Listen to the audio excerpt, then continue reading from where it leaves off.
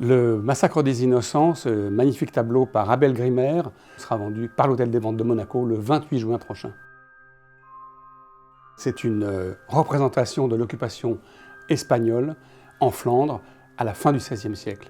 Il s'agit d'une version réduite d'un tableau qui est très célèbre de Pierre Bruegel l'Ancien, mais c'est une version par l'un de ses émules, Abel Grimmer, un tableau qui représente un sujet un petit peu dur, qui est relaté par l'évangile de saint Matthieu, qui est le massacre des innocents. Hérode a voulu massacrer tous les enfants âgés de 2 ans et moins lorsqu'il a appris par les rois mages l'arrivée du Christ.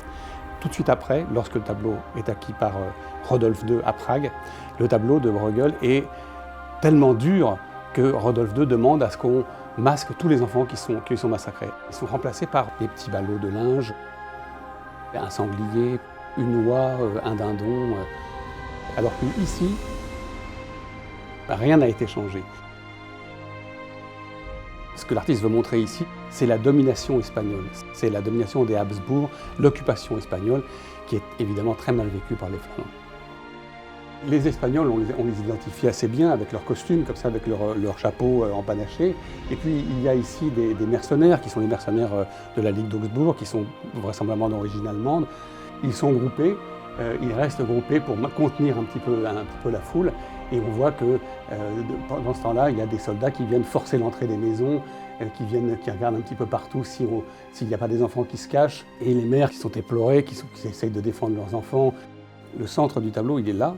Et c'est pas tellement là que l'œil est attiré en premier. L'œil est attiré d'abord par ces touches vives, ces contrastes qui se font entre le côté foncé, brun des chevaux, des cavaliers qui sont en rouge. C'est plutôt eux qui attirent l'œil au premier plan.